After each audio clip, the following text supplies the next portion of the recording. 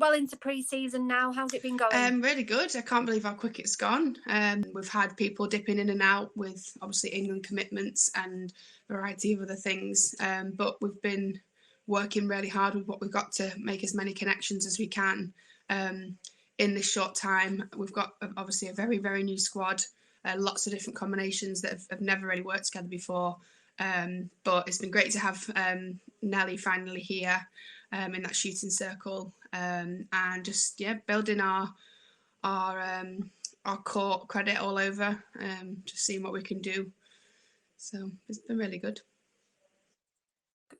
The team had a few pre-season games at the end of last year. How good was it to get out there and play with the girls? It was amazing. We hadn't done too much gameplay up to that point yet. We were kind of working in our smaller groups, in our bubbles, just trying to test the waters and work with the restrictions and reduce risk as much as possible. As well, Nelly landed off the plane, and within 2 days we were playing a match, so that was interesting as well. But it was great to get out there, put some of the stuff that we've been working on into practice, and just have a different opposition. We have had at that beginning quite lower numbers than we have now. So full court was the first time I played full court since the last lockdown. So it was really, really good to get out there, and especially playing some top quality or the best in the league teams was really, really good for us, just to see where we're up to, really challenge us and just show where are the areas that we needed to work on. So it was great.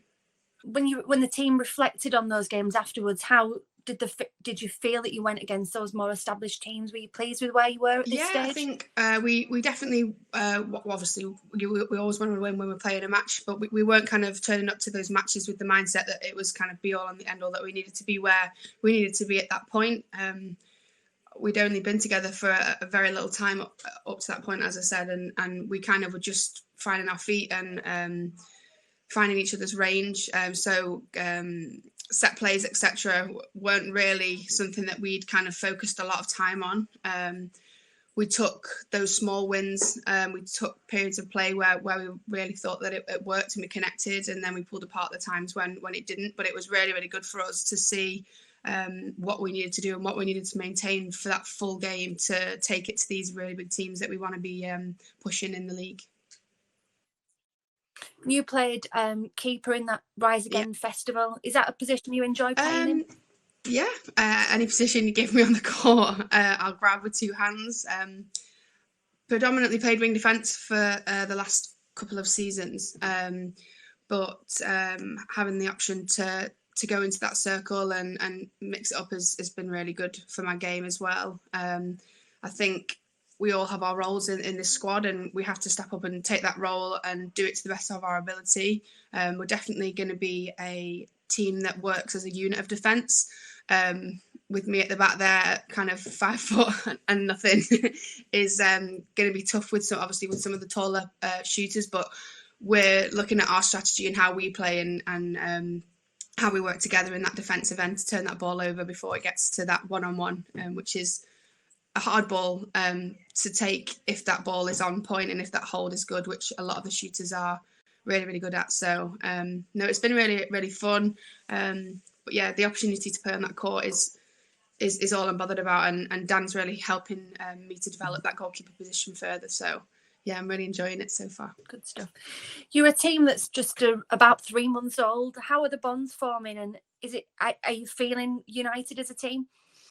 Yeah, 100%. It's like I've known most of them for kind of my whole life. It's a really, really tight knit. I think because we are training together so often in the week, and the communication is so high, we're pushing through hard sessions together like daily, and we see the turnaround. It's not even 24 hours before we see each other. So the team environment is absolutely amazing. I think one of the great things that Dan did was kind of select those people for all those different types of reasons, and everyone really complements each other. It's a really supportive environment, and I think the difference in experience across the team really supports that, and everyone just wants to work for each other. It's really exciting and really fun. It's a team that you want to wake up 6:30 in the morning and commute to play with.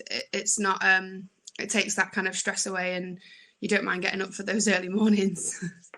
Just for people who don't understand that, then you work over in Manchester, Stockport, in yeah. Stockport, sorry. And then what does your week look like then? So Monday morning, Wednesday morning, Thursday morning, Friday morning, Sunday evening, I drive from where I live to training, which is about 60 miles. And I train for 2-3 hours, and then I drive straight back, and I'm in at work by 11:30.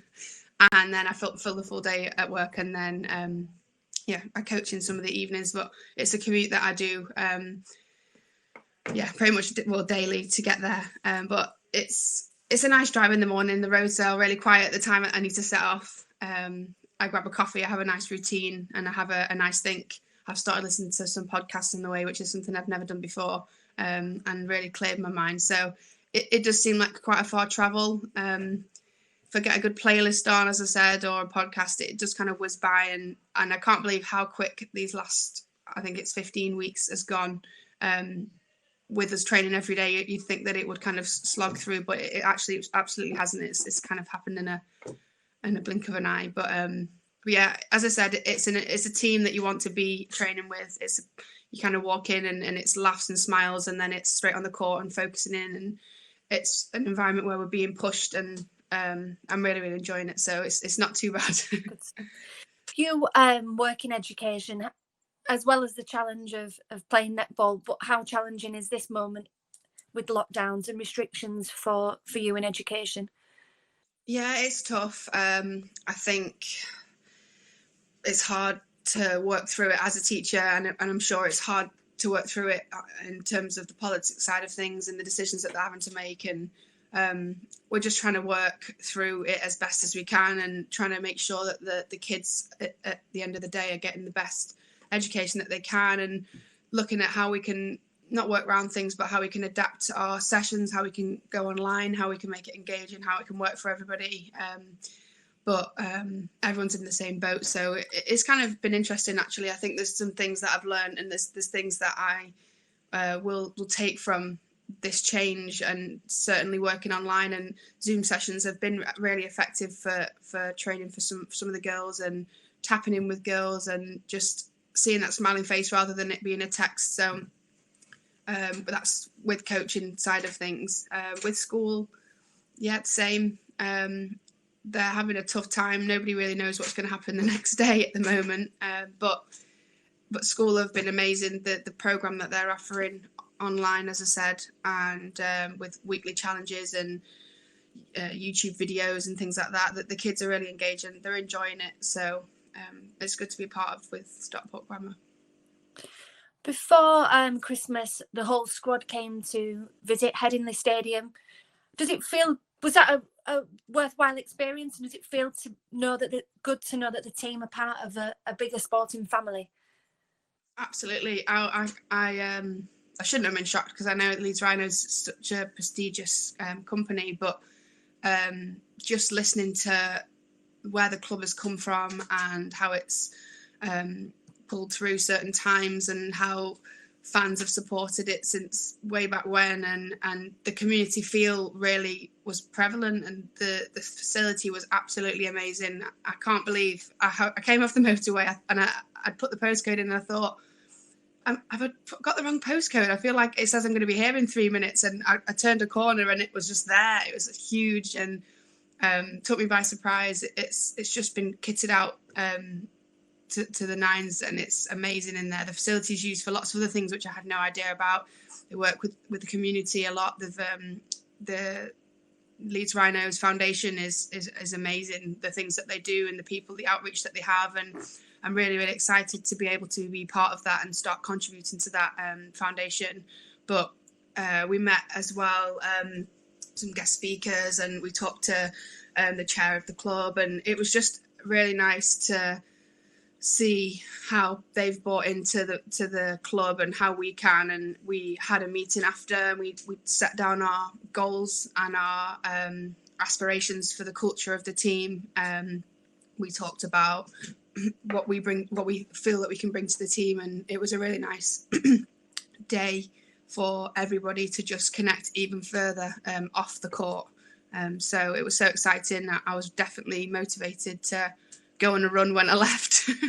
Excellent.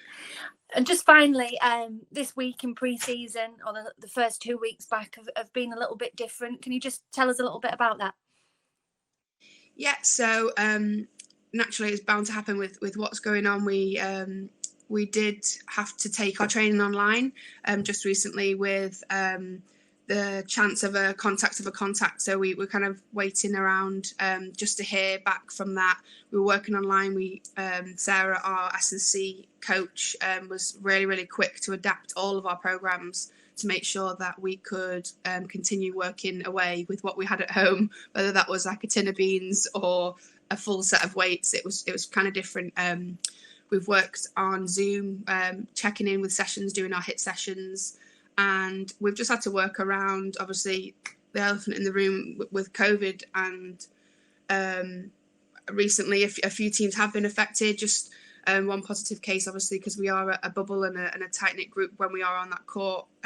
It does mean that we are requiring to isolate. So we are now in isolation for another day, and then we'll be out. We've got a quiz tonight, so we all are keeping connected. We've been completing our training at home, and we're really excited to get back on the court. That first session is going to be nice with the sprints. Brilliant.